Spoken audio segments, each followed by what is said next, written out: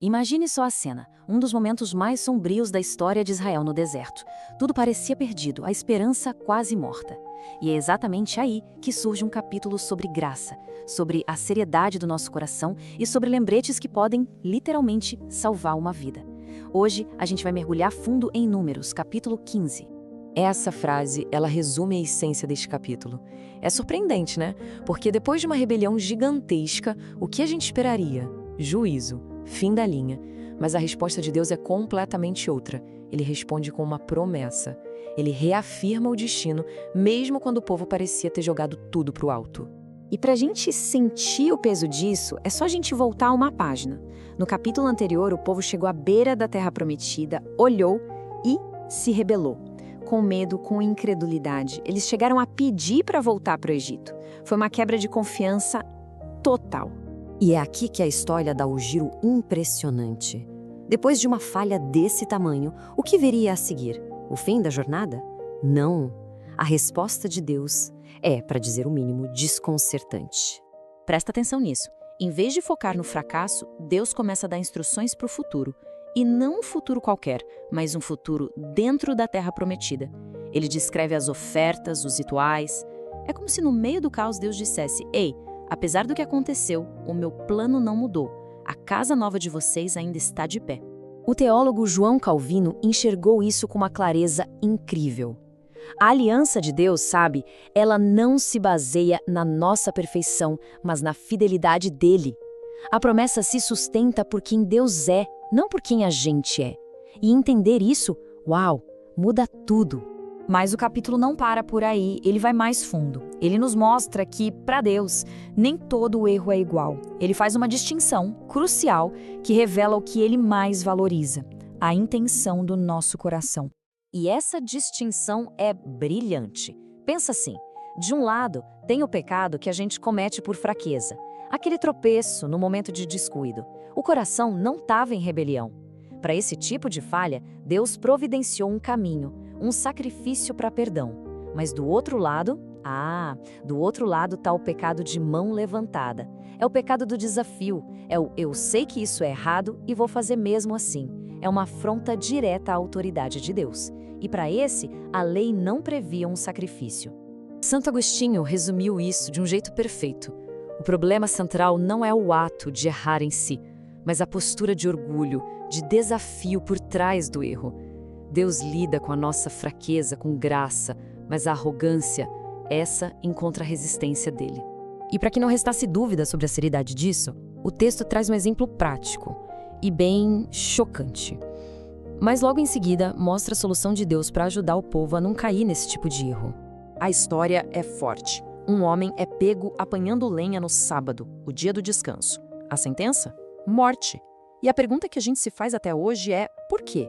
Uma punição tão drástica por uma tarefa tão simples? A resposta está no que aquele ato significava. Não foi um deslize inocente. O sábado era o sinal da aliança entre Deus e Israel. Quebrar o sábado, de propósito, na frente de todo mundo, era um ato de desafio frontal. Era como rasgar o contrato da aliança na cara de toda a comunidade. O problema não era a lenha, era o coração em rebelião. Mas olha que incrível a resposta de Deus. Em vez de só punir, ele oferece uma ajuda preventiva. Ele sabe que a gente esquece, que a gente se distrai.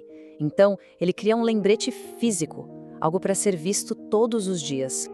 Deus manda que eles costurem franjas nas pontas das roupas e em cada franja um fio azul. Azul, a cor do céu, para lembrar dele. A ideia era simplesmente genial. Era como um post-it espiritual ambulante.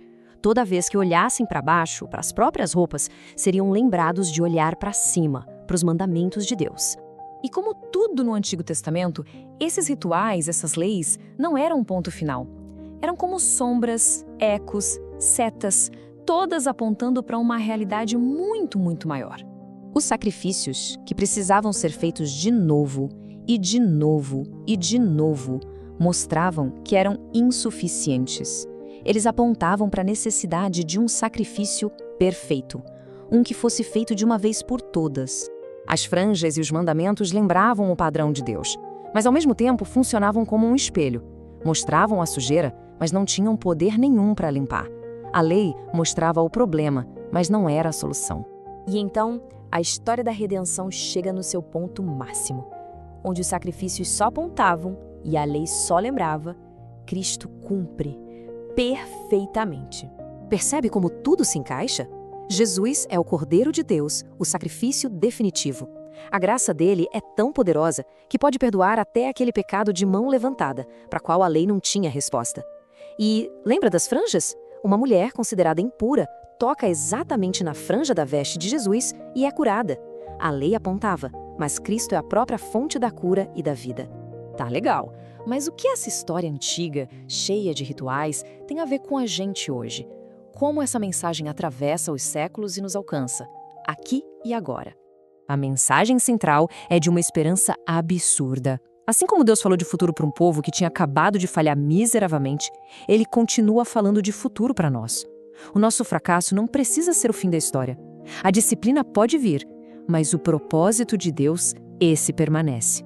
Mas o capítulo também deixa um alerta bem sério. A graça não é um passe livre. Existe uma diferença gigantesca entre a pessoa que tropeça na caminhada, mas cujo coração quer seguir a Deus, e aquela que vive deliberadamente de costas para Ele, num pecado de mão levantada. É por isso que a gente precisa entender. A graça não varre o pecado para debaixo do tapete. A graça encara o pecado de frente e o resolve na cruz. É o poder de Deus que não apenas perdoa o que passou, mas nos dá força para viver uma nova história daqui para frente. E assim, uma análise de Números 15, que começa com regras no deserto, nos leva inevitavelmente à mesma conclusão.